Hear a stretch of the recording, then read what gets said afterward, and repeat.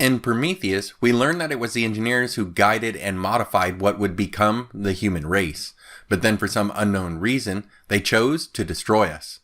Was mankind to the engineers simply an experiment, a curiosity not worth keeping? Or was there more to the story, something hinted upon, yet left for later sequels and possibly lost in subsequent drafts? Many of us within the Alien fandom have often wondered if there were separate groups or factions within the engineers. Well, John Spates, the co-writer for Prometheus, confirmed in a recent podcast that he and Ridley both liked the idea of a schism within the engineers, an idea that clears up some of their mystery. John Spates was the initial writer for Prometheus, and he worked with Ridley Scott on the groundwork and world building for the early prequel universe. He was recently on the Script Apart podcast where they were talking about his work on Alien Engineers, an early draft for Prometheus, and in it he explains that built into the premise of Prometheus is an implied schism among the engineers themselves. If they've played the role that Holloway is certain that they have, that they may have been meddling very intimately with human development both biologically and culturally for eons. And they have, by implication, molded us into their own image. Our faces look like theirs. Their faces don't look like ours. They were first. They bent humanity towards themselves. It was a hubristic project. And yet, here is this death ship, and here's its navigation system aimed at Earth, with this harbor of perfect predators, of such a design that they could ravage our planet, killing only the humans, leaving the rest of the biosphere intact, essentially erasing the engineers' project perfectly. Well, why?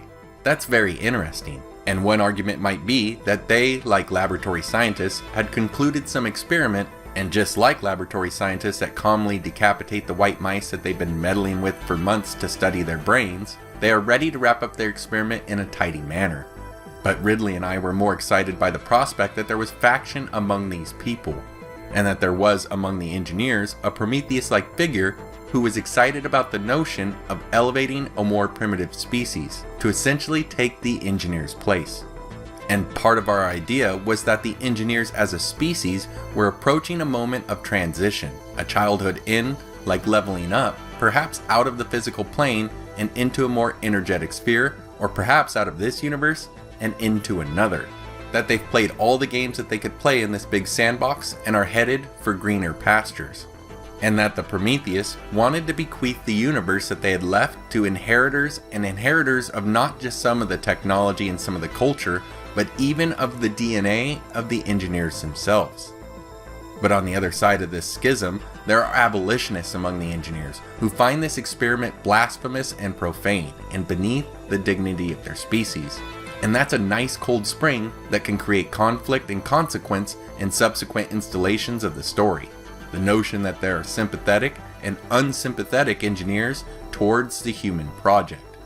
He even goes on to say, when talking about early ideas for a follow-up to Alien Engineers, that there was a war in heaven between the engineer factions. Now, before we unpack all this, again, this is from an earlier script of Prometheus when it was going by the title of Alien Engineers. Later on, when Damon Lindelof was brought on board as co-writer, some important plot points were switched up. For example, at the time, LV-426 was the story's main setting, with the idea that it could, and eventually would be, changed to LV-223. So when I refer to LV-223, instead of calling it LV-223/LV-426, I'll simply call it the Moon.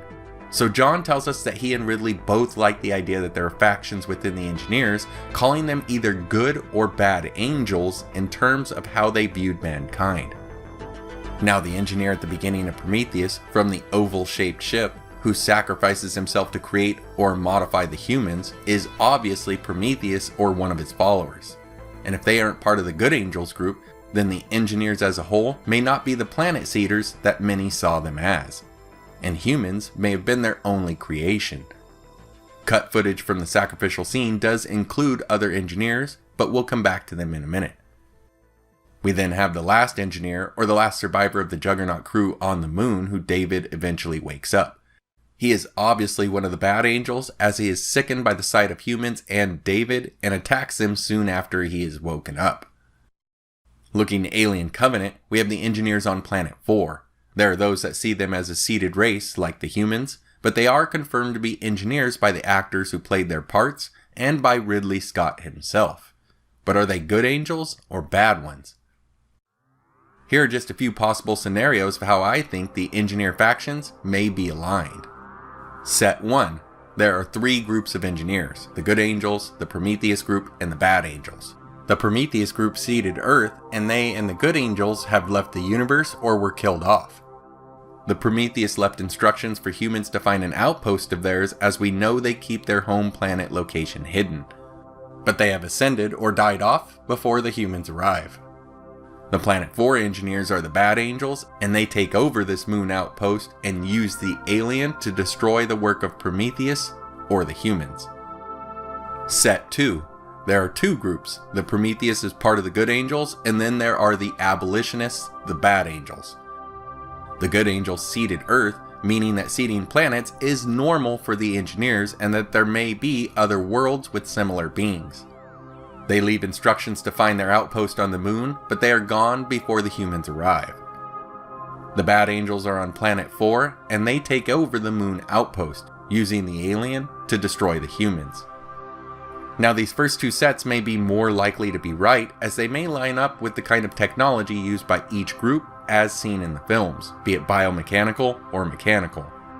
Both the Moon and Planet 4 groups would use biomechanical juggernauts, with the Moon engineers also seen wearing the biomechanical pressure suits. Even Planet 4, at least in the Alien Engineer script, contains biomechanical Giger-like architecture. In contrast, the Prometheus group is only seen using the Oval Saucer, a mechanical ship with no biomechanical nature, and they aren't seen wearing pressure suits. But if the technology used isn't a factor, here are 2 more scenarios for engineer alignment. Set 3. There are 3 groups: the good angels, the Prometheus group, and the bad angels. The Prometheus group makes the humans, leaves instructions to the outpost moon, and leaves or is killed off. The Planet 4 group are the good angels who haven't left yet or are preparing for the journey. The bad angels have taken the moon outpost and used the alien to destroy the humans. And then there is Set 4. There are 3 groups: good angels, Prometheus group, and bad angels. The Prometheus group makes the humans, leaves instructions to the moon outpost, and is now on Planet 4, possibly staying behind to watch the humans. The bad angels have taken the moon and used the alien to destroy the humans. Now, I'm sure there are other possible alignments, but you get the point. I also assume here, for simplicity's sake, that the moon was originally an outpost or way station that was later turned into the dangerous bioweapons facility, as there would need to be a reason why we were invited there so long ago by our creators when it's currently controlled by the bad angels.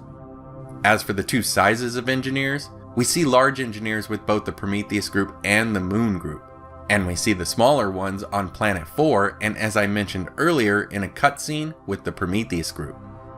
If this idea of factions within the engineers survived from the early ideas and on into Alien Covenant, I do wonder if David knows about it. He learned much of the engineers during his long stay on the Juggernaut in transit from LV-223 to Planet 4, and if he does know about it, there's a possibility that he wiped out Planet 4 for their stance on mankind, especially if it was pro-human, though I'd be willing to bet that he'd wipe them all out regardless. It could also mean that mankind has yet to meet a good angel, and there may not even be any of them left in our universe. This good or benevolent angel faction may even explain earlier thoughts on the space jockeys where they were seen as peaceful. In the book of Alien, the actors and crew would note that they felt instinctively that the space jockey was a benign creature, though they couldn't say why. And in the novelization of Alien by Alan Dean Foster, Ash describes the space jockey's race as a noble people and hopes that mankind will encounter them under more pleasant circumstances. Even Alien's writer Dan O'Bannon and the creator of the Xenomorph, H.R. Giger, both saw the space jockey race as friendly and sympathetic. They were not creators of mankind and were just another victim of the alien. Strangely enough, there is an Easter egg backing up the idea of engineer warring factions during Mission 8, Rampart, from the Aliens Colonial Marines game. If you shoot at the pilot's head inside of the derelict ship, it will activate a holographic battle between a ship similar to the Juggernaut and the oval ship used by the Prometheus group, otherwise called the Vast Black Ship or the Pebble. I know many of you will say that you thought this existed all along, but it's nice to get some confirmation on the idea. The engineers on LV-223 were an imposing group of elegant soldiers, with technology that far exceeded that of Weyland-Yutani and a brute strength that not even the mighty Predators could match. In the main canon, they either attack physically or with the weaponized pathogen. But in the expanded universe, they carry advanced laser weapons, and in the unused scripts, they have a device worthy of planetary creators and destroyers that fires off invisible knots of space-time. The engineers of Dark Horse's Fire and Stone and Life and Death comic series are brutal tanks, who also carried an array of biomechanical, handheld weaponry.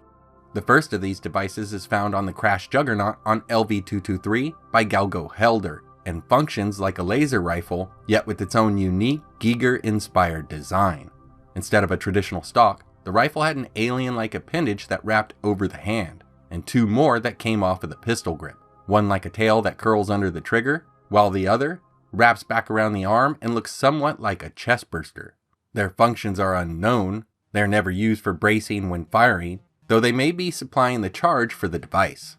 There's a secondary grip for the other hand, yet it's light enough to be used by Galgo.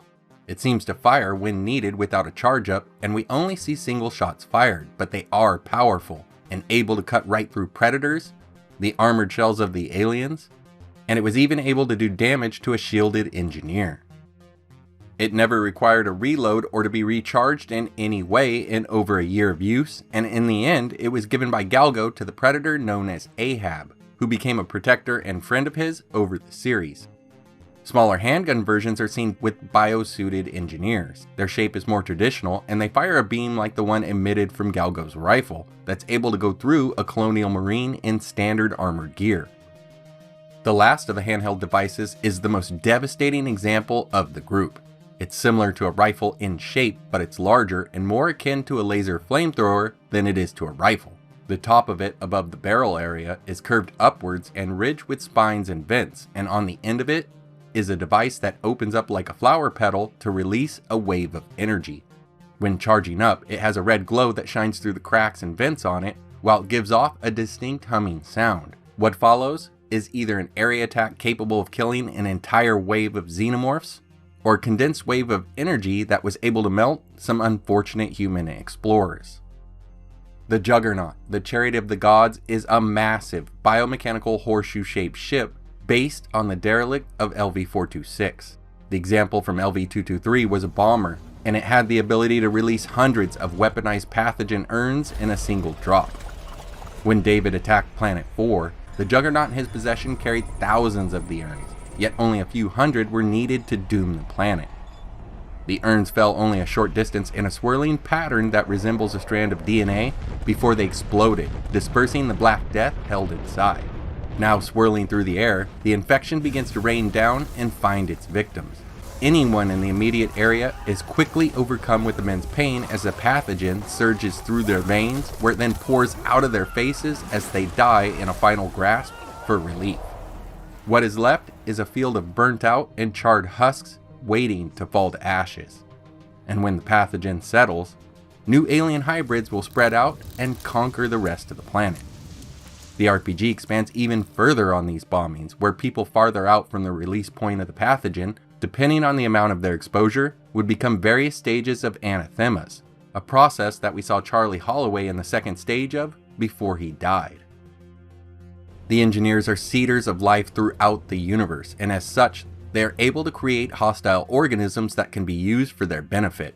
When something more subtle than a pathogen bombing is needed, the engineers could simply insert deacons, neomorphs, or xenomorphs into the environment, in any of the various stages, adults for quick results, or ovomorphs, fungal pods, or an infected engineer for a slower approach. Engineers are already powerful specimens who tower above both humans and predators, yet it's possible that this strength is amplified even further, like a marine in a power loader, by their pressure suits.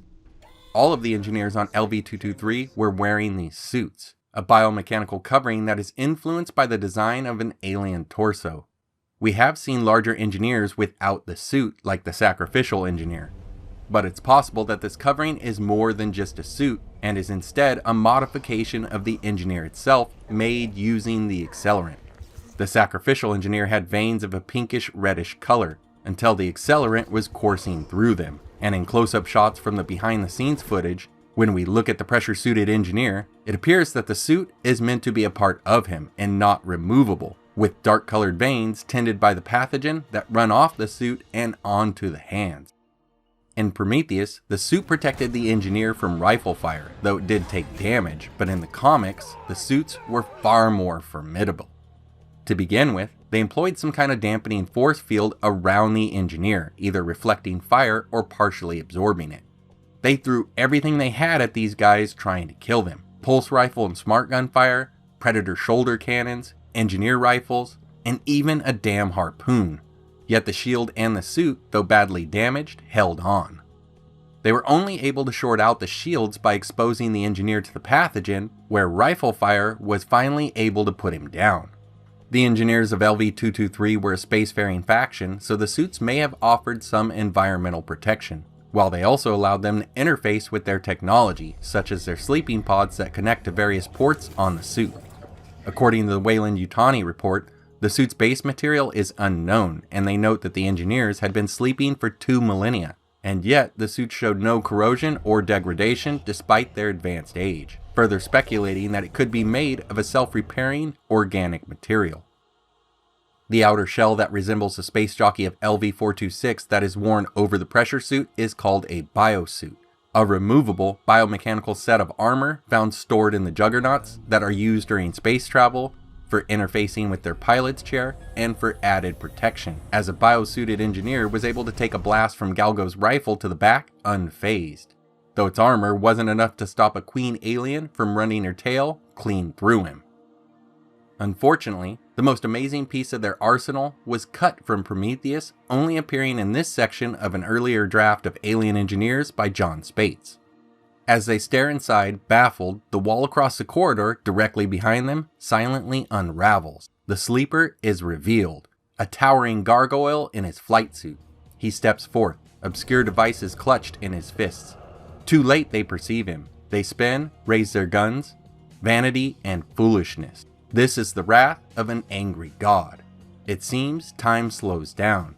The air roars in their ears, and then the sleeper strikes.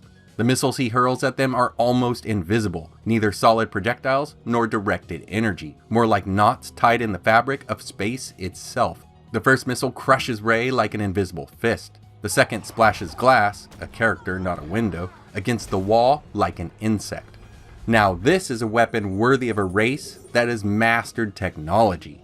Invisible missiles of knotted space-time. While I'm betting that the phrase, "it seems time slows down," was used to describe a quick reaction, but if the weapon can bend space-time, then it's possible that it could slow time itself during its use. This is the kind of crazy advanced tech that the engineers should possess.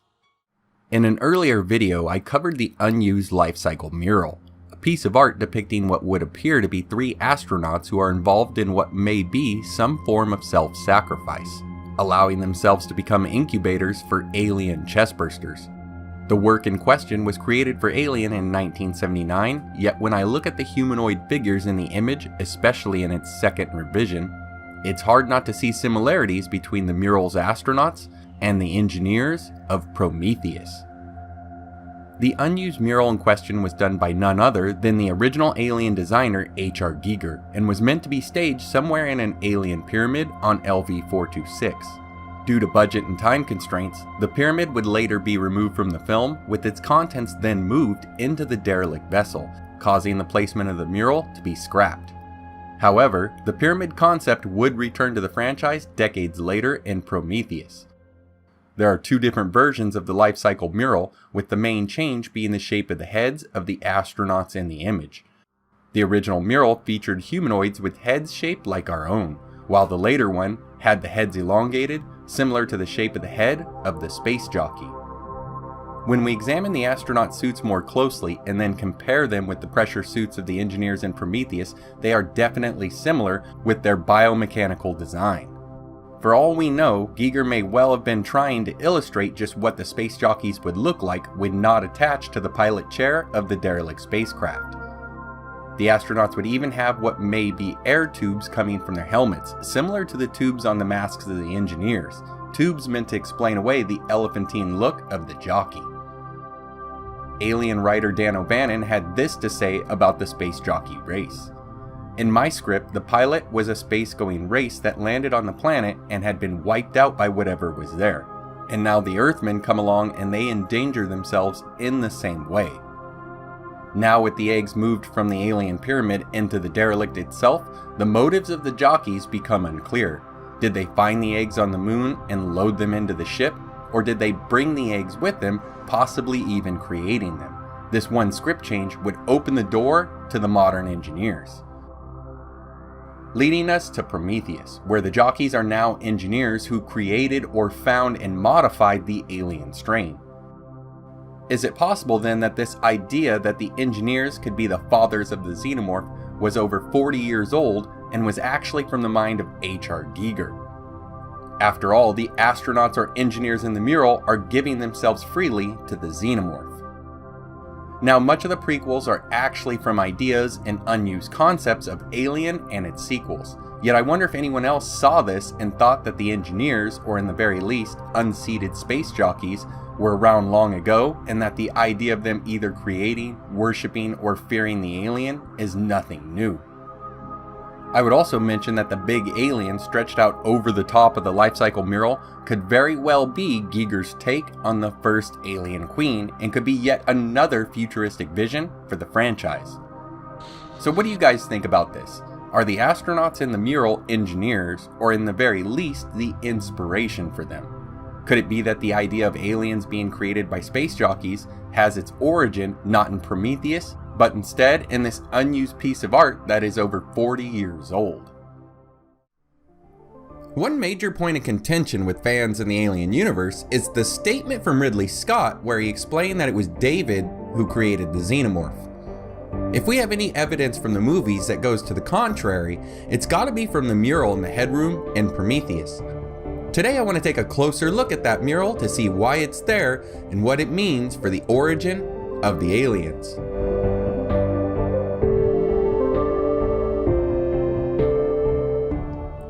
Upon first inspection of the mural, it's pretty easy to see the alien-like creature in the center of the image. It's clearly posed in the same position as someone who is being crucified. We can see what looks like some kind of liquid underneath the alien, almost like it's rising out of or sinking into the pool below. This liquid looks too much like the active black goo from the urns to me to be a coincidence. Down at the feet of the creature on either side, one can see some kind of humanoid, most likely engineers, laying back with a kind of large face hugger on top of it. Some fans have noted that there appears to be a crown around the alien's head in the image here, yet in the normal low light settings in which we see the mural in the film, along with better depth of the 3D image, it looks more like a standard deacon or ultramorph. Now let's imagine for a second that this alien does have a head crest. If so, then it's possible that this alien is also a queen. A few other things to note on the mural. We can see that the alien looks to be bipedal, so we can assume that the host creature was bipedal as well. I think this goes in line with having engineered DNA being used in the mix. I already mentioned the position of crucifixion of the alien, and I think this goes hand in hand with the theme of sacrifice that we see with the engineers. It's also my belief that the two engineers at the alien's feet have sacrificed themselves to the facehuggers in order to create a deacon or ultramorph alien. These facehuggers may look strange, but those are actually early designs of the facehuggers as done by H.R. Giger. They were later redesigned to look more like the ones we see in the movies. It could be, however, that these facehuggers are just some kind of engineer version or a proto-facehugger, if you will. Many of us have heard of the ultramorph alien. An ultramorph is an alien that hatched from an engineer host instead of a human host. These ultramorphs would be similar to their xenomorph cousins, except they were much, much larger. Little is known if there were any other main differences, as we only have concept art of the ultramorphs. The reason I bring up the ultramorph is that in the early drafts of Prometheus, the ultramorph was going to show up in the film, but after many script changes, it eventually evolved into the deacon. I see this mural as a depiction of engineer sacrifice and able to create the ultramorph or deacon. It's possible that the engineers worship this creature as a higher life form, or even that they look to it as a cleanser of worlds, a tool to be used to reset life on a given planet. To me, this shows that the engineers have already been making alien-like creations from the black substance. David had learned of their ways in the Alien Covenant prologue, The Crossing, and he was simply building upon their work. If you're one of the fans that see a crown on the alien in the mural and believe it to be a queen, then David wasn't even the first one to try to make an alien queen either. Artist Stephen Messing, who made the mural for the film, had this to say about it. Another set that I worked on was known as the Head Room. This was a ceremonial room that contained hundreds of ampules beneath a giant sculpture of an engineer's head. Julian Caldro did an amazing job working out all the details for this environment and created the set drawings. The final set was built at full scale and was incredible to walk on. I also sculpted the altar area for the set that paid homage to Giger. It's a relief sculpture hanging from the wall, and it has an impression of an alien form with flowing structures surrounding it. There are a lot of Easter eggs in this sculpture, including several hidden Giger motifs that were not used in the original film. Messing then goes on to say, the alien/ultramorph mural on the far wall hints at the engineer's reverence for some kind of supreme being. The xenomorph in my mind was a descendant of the ultramorph. It was the pure form of this kind of virus that the engineers had created. They're a lot about sacrifice, so in my mind there was in the past an engineer who sacrificed himself to the virus, and it created this horrific creature, this being that was going to eradicate planets. It was like a parasite that would destroy the planet, and then they, the engineers, could start over and rebirth it. And they kind of worshipped it, and you see this relief sculpture where it's almost a religious sculpture. As the virus spread and got polluted, the xenomorph was an evolutionary descendant that was not as pure. So basically he saw the engineers as creating the goo as a life-creating virus-like substance. It could tear down and rebuild matter, mutating it. At some point in the past, an engineer sacrificed himself in order to create the first ultramorph. This alien would then wipe out entire planets. The engineers would worship this creation, however, it would lead to their eventual demise, as it sounds like Messing believed that it was this ultramorph that was responsible for killing the engineers on LV-223. So what are your guys' thoughts on the alien mural in Prometheus? Do you see the creature as a deacon or an ultramorph? Or do you see a standard xenomorph in the image? With the brighter shot of the mural, do you see a crown on the head of the alien? And if so, could this be a type of engineer-made alien queen? Hey guys, one of my favorite mysteries from that original 1979 Alien film has always been just what was that oddly shaped alien spacecraft? The craft would later come to be known as the derelict, a term for lost or abandoned vessels, yet not really a proper name for a type of spacecraft. It wasn't until Prometheus that we learned that the given name for these spaceships would actually be the Juggernauts. I have to admit, I loved the name when I first heard it. When thinking of the Juggernaut, first I think of an unstoppable object, something with great and overwhelming force or resolve. The Merriam-Webster dictionary even goes so far as to say that the object would crush whatever is in its path. Now of course I also can't help but to think of the Juggernaut from the X-Men comics, who fits the description quite well. These ships are massive, well-built or well-grown tanks. They move through space and both spread and destroy the seeds of life. When you think of the mission of these chariots amongst the stars, the term Juggernaut is actually quite fitting. The other day I was rereading Alien Engineers, an early Prometheus script by John Spates. Now it's no question to me that the prequel movies, especially Prometheus, was full of religious connotations. I talk about this more in depth in my very first Alien video on the channel here, where I try to see who made the alien, and keep in mind that video came out before Alien Covenant. In Alien Engineers, there was a line by David that really stood out to me. He's talking about the engineer spaceship when he says, and I quote, "Juggernaut, the chariot of Krishna, was also the bringer of death, crushing his worshippers under its wheels." Now I know this is an early draft and not a script for the final film, but I really think this line is telling us where they came up with the Juggernaut name. As soon as I read this, I immediately googled the term Juggernaut, yet this time I added the phrase of chariot of Krishna to the search. The results were stunning. Juggernaut, from which the term Juggernaut comes from, is a form of Vishnu who some see as a supreme being. The word itself literally translates to the Lord of the World, and is worshipped at the religious city of Puri in India, where a temple has stood to its testament since the 1100s AD. Many festivals are held at this temple each year, with the most important one being the Chariot Festival. Devotees would build enormous decorated carts or wagons containing the image of Juggernaut.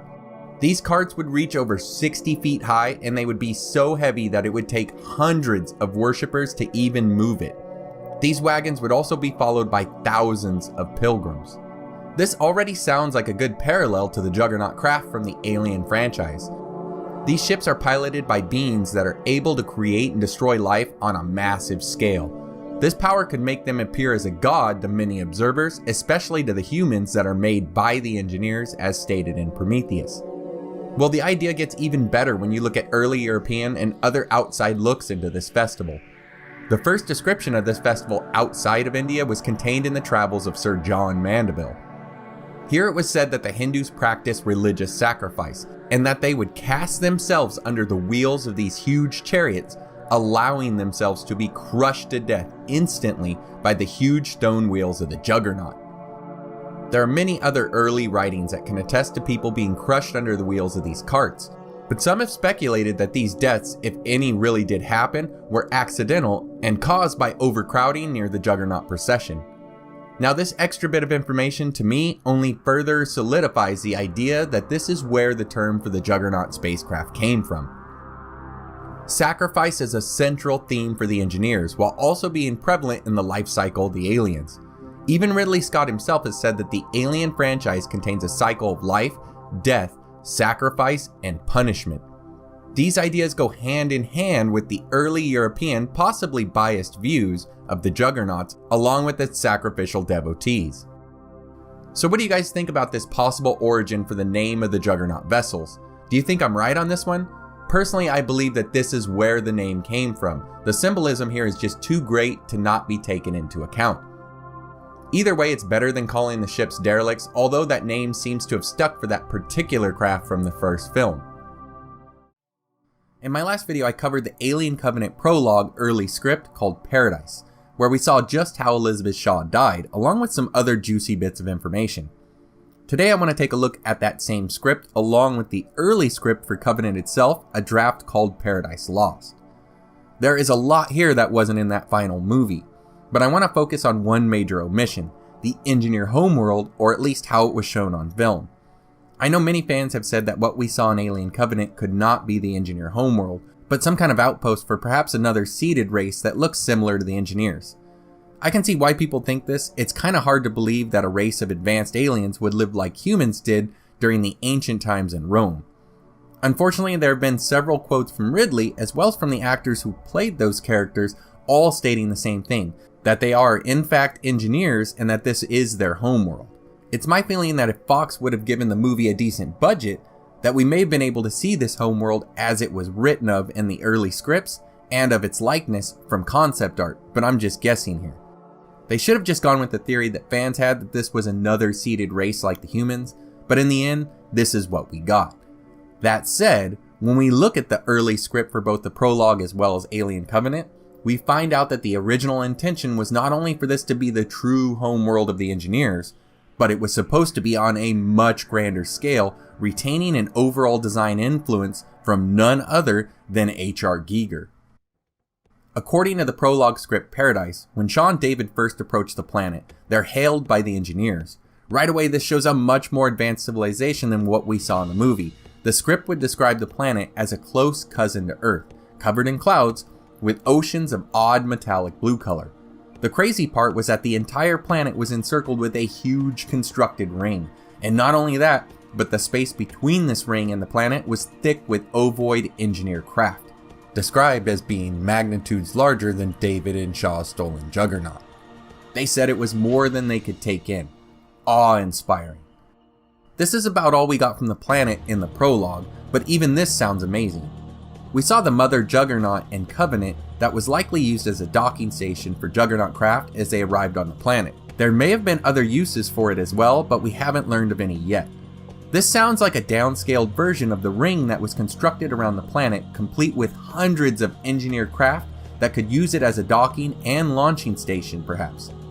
Even more exciting, to me at least, is that we see the oval-shaped engineer ships like we saw in the opening scene to Prometheus. This could help add to the fan theory that these ships are used for seeding planets and other peaceful means, while the Juggernaut ships are used for war.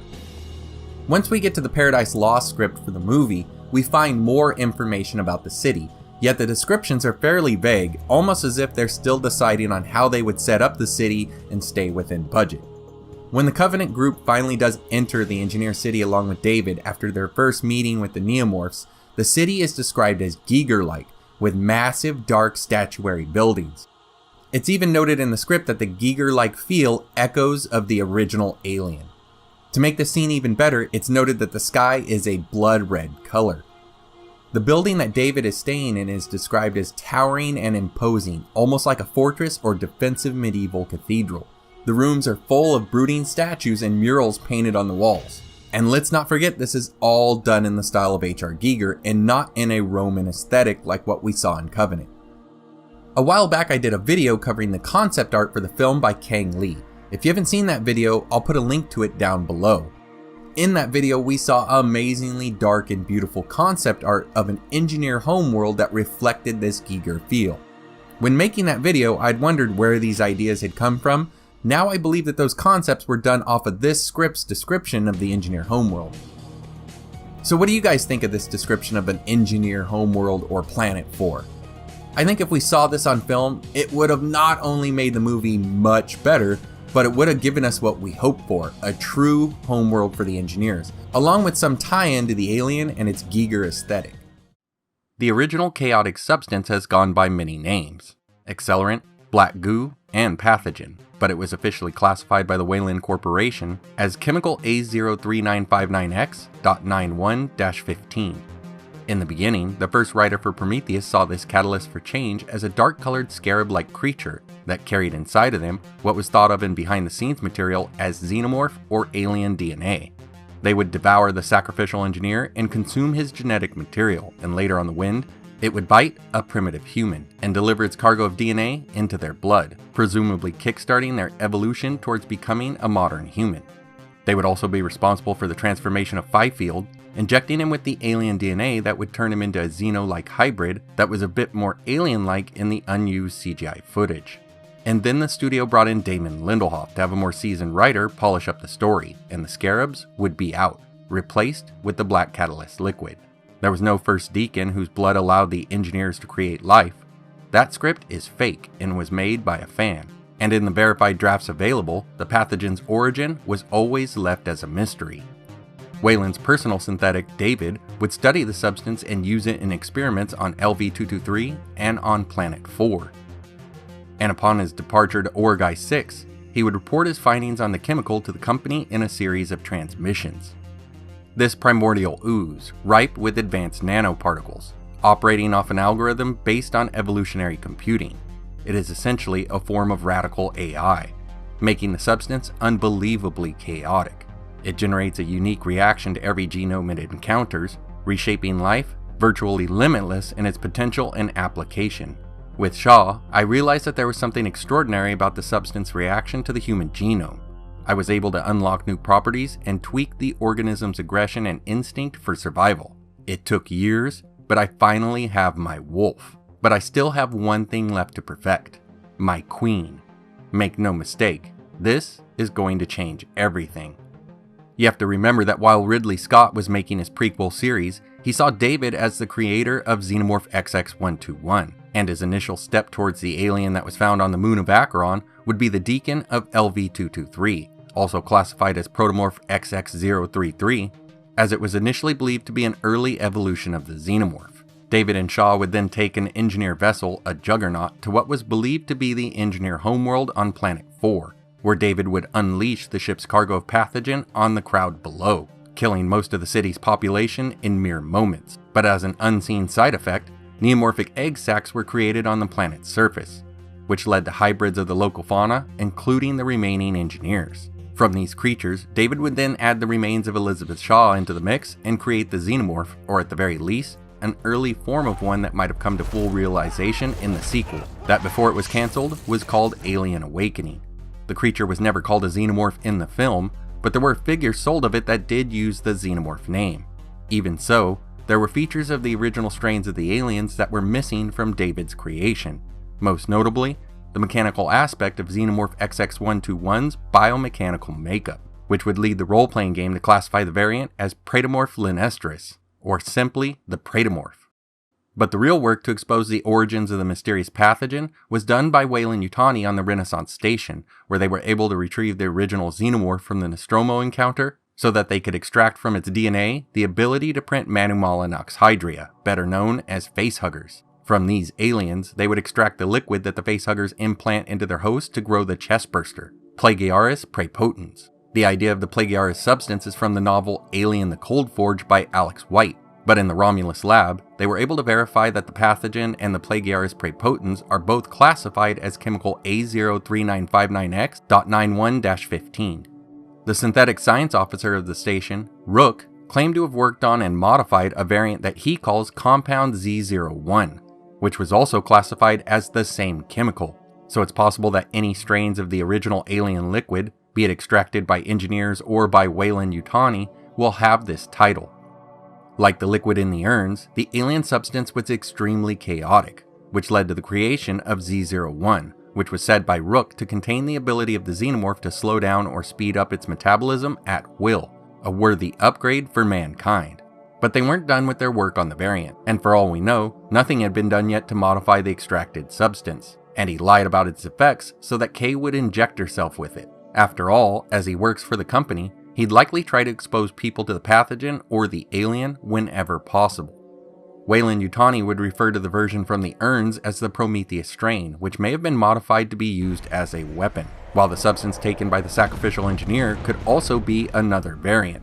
The liquid's early form, the scarabs, perform both the weaponized and the sacrificial tasks. But it doesn't rule out the chance that this version could have been modified separately, as the substance from the urns that was ingested by Holloway would lead to what the RPG calls an anathema, while the one ingested by the engineer would carry his genetic material over through the work of the alien material, without any xeno or biomechanical traits showing up in the life forms of planet Earth. Two additional strains of the pathogen are found in the Alien role-playing game, the first of which is Draconis 26, a variant that has been modified by the company that is able to halt development of xenomorph or neomorph bursters, though it also had a low probability of turning you into a body burster, a horrible situation where the DNA of the host and the alien are resequenced together, and the alien grows out of you with you as its skin to burst free of. A second variant, Draconis 26b, was also made, though it would always result in a body burster. Now that all the variants are classified as the same thing or versions of the same chemical, the group of aliens encountered on LV-223 or Planet 4 should no longer be classified as proto or early iterations of Xenomorph XX121. Not only are they all derived from it like the pathogen itself, but it's even been theorized that they carry their own Plagiaris liquid variant, where the neomorph motes are infecting hosts with Plagiaris celarius, the facehuggers of the praetomorphs are using Plagiaris linestris, and the trilobites of the deacons are using Plagiaris noxipater. This does bring up a pretty important question, however.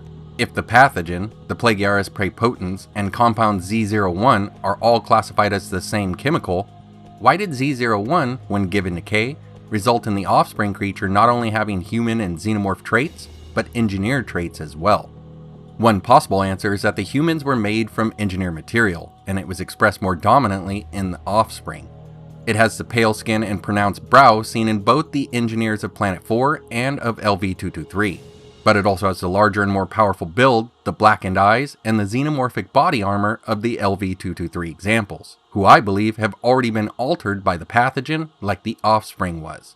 The accelerant may even be the source of their rage, and it could even explain why they invited us to LV-223 in the first place, as this group believes that the substance is needed to bring yourself to higher levels like they have, so that you could travel the stars and possibly beyond in their footsteps. Before the Romulus data was studied, it was theorized that the engineers had likely created the pathogen and then used it to create Xenomorph XX121 and the Deacons. But it's now theorized that not only did the engineers not create the alien or the pathogen, but they may have been created from the pathogen themselves, which would place the humans and the engineers as children of the alien. It may even explain why they are worshipping a xenotype creature in the headroom mural on LV-223, as it could be where they came from, or at the very least, what they use to be able to reach out into the unknown. So it appears that the xenomorph is once again ancient, like their portrayal in one of my favorite comics, Dark Horse's Aliens Apocalypse: The Destroying Angels, where the xenomorph was seen as a universal wave of extinction, one that tore through space like a plague 3.2 billion years ago, killing all life on Earth and any space jockeys in the known area, while another wave returns yet again in the current era of the franchise. The idea has been modernized somewhat in the Marvel Alien series Bloodlines, where a synthetic named Iris would tell Gabriel Cruz, the man responsible for the company gaining its first xenomorph specimen, that humans weren't the first organics to leave your solar system. There have been so many others in this galaxy alone, and they're all gone now. Do you know why? When organic species grow arrogant enough to travel the stars, they find it waiting. Prometheus's cleansing fire. The fire that keeps the universe clean of parasites like you. No other building or structure has had such an important yet ever-changing relationship with the Alien franchise. Yet its inclusion or lack thereof has been essential to the background story of the movies.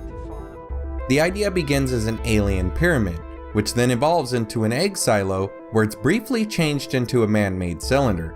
From there it's combined into the derelict, and eventually it's reborn again 33 years later as the Engineer Temple in Prometheus.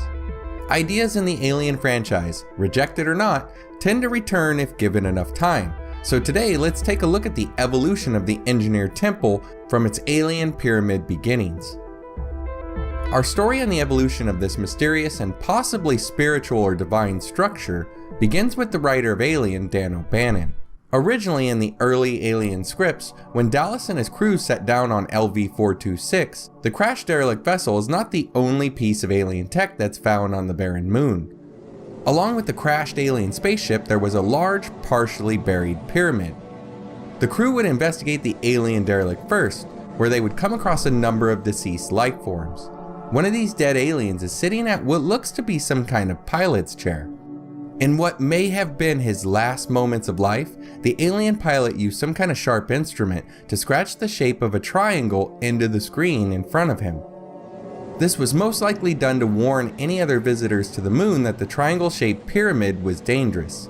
Unfortunately, the crew doesn't see the connection, and they don't find out that the message that brought them to the moon is a warning until the team is already attempting to enter the pyramid well out of radio contact. The pyramid has no opening that the crew can find, so they choose to climb up the side of the structure. Once at the top, they find a small hole, and Broussard, who in later scripts had his name changed to Kane, decides to enter the cavern. Once inside, Kane notices that the air here is much warmer than it is outside of the pyramid. Eventually, the tunnel Kane was descending through opens up into a large cavernous space below him. It is here that he notices on his instruments that the air contains a high oxygen content and very little dust, making the air completely breathable here, much to the surprise of Kane. Finally, he reaches the floor of this enormous room and he gets a chance to look around with his flashlight. He finds strange hieroglyphs carved into the walls. He even notes that the symbols have a primitive yet religious appearance. These amazing symbols stretch from the floor all the way up to the ceiling, revealing an epic history in an unknown alien language. Spaced at intervals in the room are stylistic stone statues depicting grotesque monsters, half anthropoid, half octopus. Don't worry about that strange design. This was based on O'Bannon's original ideas of how the alien would look, and before H.R. Giger had redesigned the alien. Kane then decides to remove his mask because hey, that's never dangerous in an alien film, and then he moves into the center of the room. Here he finds rows of what look to be leathery urns or jars. The crew had found some of these urns on the derelict ship, except those urns were all empty. All the ones here in the pyramid are sealed. This is when Kane notices that one of the urns has a small hole on top of it, so he picks up the urn to inspect it, noting that it has an organic feel to it. He then looks inside the opening at the top of the urn when he is attacked by a small octopus-like creature, basically the early designs of the facehugger. Now remember when I said earlier that rejected ideas often turn up later on in the Alien franchise? Well, right here we can see the idea for the steatite ampules or urns that were used by the engineers in Prometheus showing up in the early drafts for the first Alien movie. Now, during the pre-production of Alien, H.R. Giger had noted that he believed that the pyramid structure, along with its hieroglyphs, would be too familiar and not alien enough to exist on another planet. Even though he had already created hieroglyphs that would explain the life cycle of the alien, Giger thought that they should use a more foreign-looking design. Drawing on his own creations from an earlier unused Dune movie project, H.R. Giger played around with the idea of using his art for the Castle Harkonnen as an egg silo. Eventually, due to money issues and time constraints, the egg silo was unfortunately cut. Ridley Scott was then forced to combine the pyramid into the derelict, basically removing the pyramid and moving the organic urns, which by now were changed into alien eggs by the writers, into the derelict vessel. Dan O'Bannon was never happy with the merger of the pyramid into the derelict. In his original drafts, the space jockeys were a race that had landed on the moon and had been wiped out by whatever was there. And now the humans were arriving on this same moon to suffer the same fate as the jockeys did. He thought this new version, with the space jockeys having the eggs already on their ship, was some sort of surrealist mystery.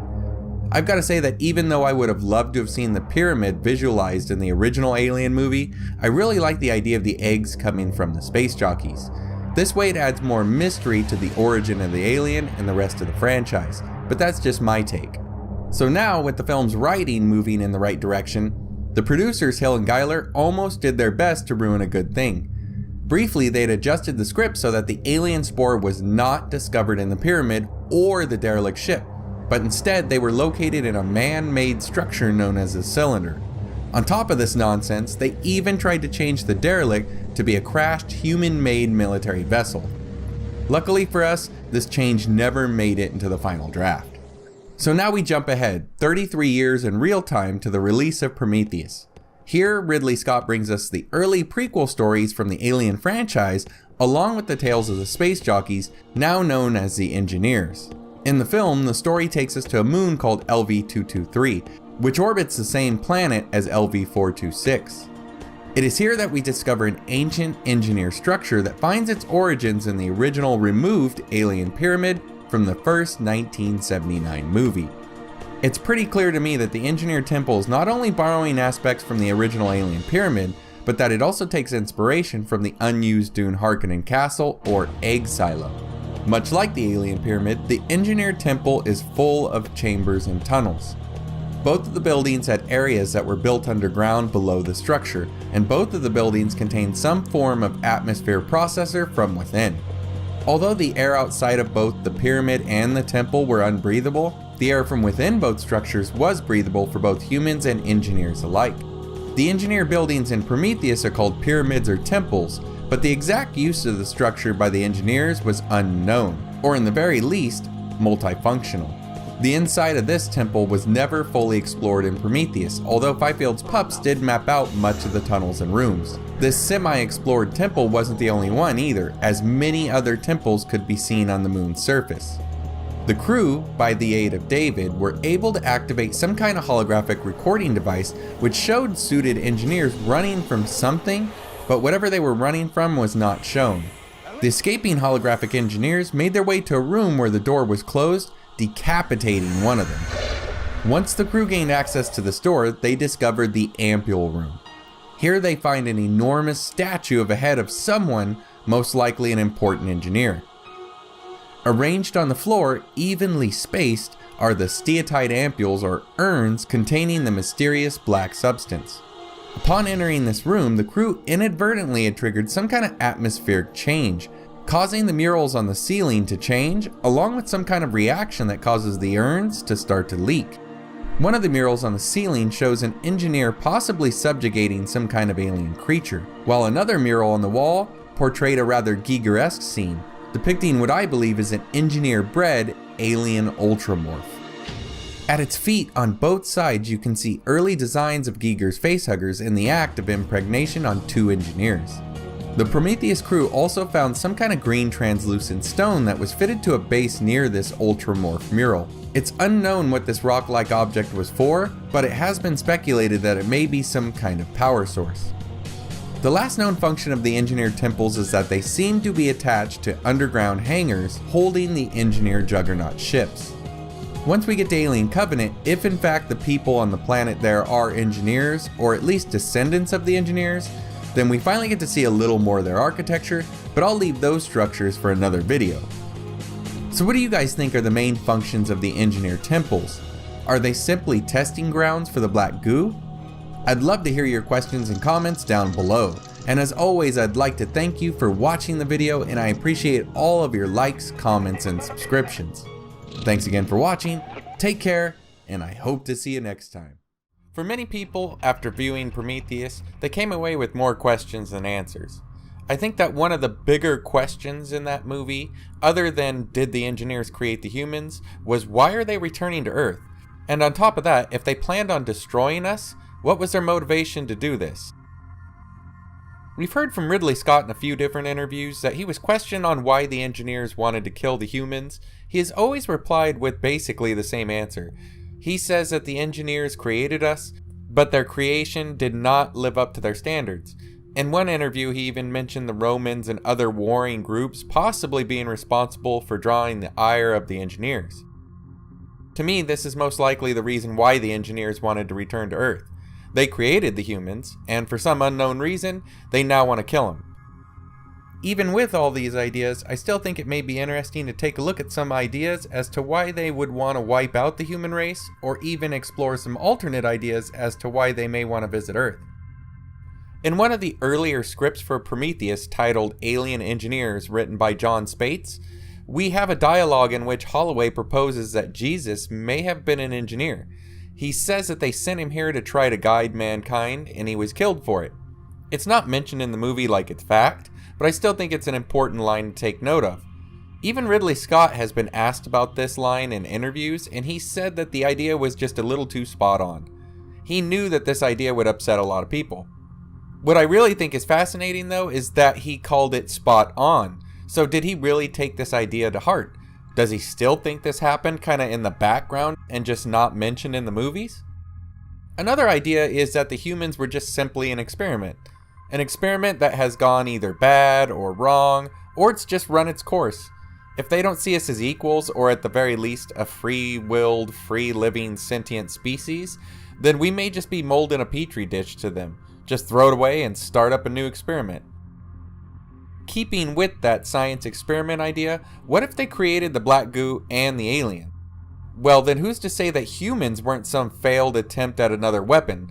Or, if we don't have to be a weapon, perhaps humans are created in a vain attempt at breeding resources, or for incubators for some alien, or a variant of the alien. If humans are so similar to the engineers, it's possible that we were made in order to be test dummies. Why not use some other species close enough to you to test on, but still different enough that you don't get attached to them?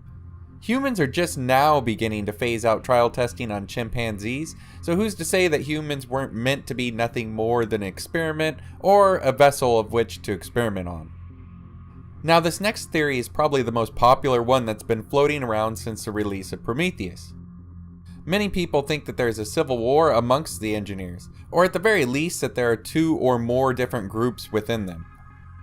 One being a group of them that's going around seeding life throughout the universe, and the other group being a more malevolent group that's going around for some unknown reason and destroying life in the universe. I can really see why this theory has gained a lot of traction. It does help explain some of the issues we've seen in the first two prequels. The spaceship that the engineers used in the sacrificial scene was much different than any derelict or Juggernaut ships that we see in all the other Alien movies. The craft here is round, whereas all the other ships have distinct odd shapes to them. Are these engineers separate from the group of engineers that fly the Juggernauts and derelicts? Are there more than one faction of engineers? And are the destroyer engineers taking out all life, or are they just undoing life that was created by the other engineer group? It's very possible to me that a race of aliens as advanced as the engineers, living on multiple planets, would have some division in their people, leaving wide open the possibility of a civil war, or at the very least, groups of differing ways of doing things. In my video on the Alphas, Aliens Above the Engineers, I have a theory that is similar to the Civil War idea. It has nothing to do with the Alphas, but the engineers themselves. In that video, the engineers that have the armor aren't simply wearing armor, but I believe these engineers have been tainted or experimented on with the black goo. Because of this, I see these engineers as a subset or different group than the normal engineers that we see in Alien Covenant, and also in the deleted sacrificial engineer scene from Prometheus. This idea works just like the Civil War idea, giving you two different groups of engineers. That way you can have a group responsible for the creation of humans, and then a group responsible for wanting to destroy the humans. In my Alpha story, I reversed the setup and had engineers created from human DNA by the Alphas. But that was just for fun, as even I believe that the engineers created the humans using their own DNA. In that story, the tainted engineers, or xeno-engineers as I called them, were created by the engineers that were more human-like from the planet as seen in the Alien Covenant movie. They were made to do the heavy lifting and hard work in space and on other planets, and because of this, the xeno-engineers held a grudge against the engineers. When the xeno-engineers end up discovering the humans, they find out that the engineers made the humans just like they made them. They see humans as an inferior race that get to live free while they're created to do the work of the engineers, so they plot to destroy the humans. Now, another idea that sounds unlikely, but I still think it's worth discussing, is the fact that they were heading to Earth, but possibly not to destroy it. The Prometheus crew learns from David that the engineers were on their way to Earth before being interrupted. When David was asked why they're returning to Earth, he simply says that sometimes to create, one must first destroy. We know all too well from Prometheus and Covenant that even though David is smart, he's pretty conniving and will say whatever he wants to get his own way. Is it possible that they were heading to Earth for different reasons other than destruction? I know people will say the ship was full of that weaponized black goo, but just because that was on board doesn't mean that the mission was a bombing mission. It would make more sense, but I think it's fun to examine the slim chance they were heading to Earth to check up on their creation, or perhaps even alter the humans' evolution. Even Ridley once mentioned in an interview that the engineers would revisit and tweak mankind to their liking. We do have to remember that they did leave a star map for us to find them, so it's possible that they were returning for reasons other than wiping out the humans, just not likely. And last but not least, I have one more bonus theory on why the engineers would want to return to Earth. They were looking for Predator. Sorry guys, I just had to add that last one in there just for fun because I get so many comments about Predator on pretty much every Alien franchise video and I couldn't resist.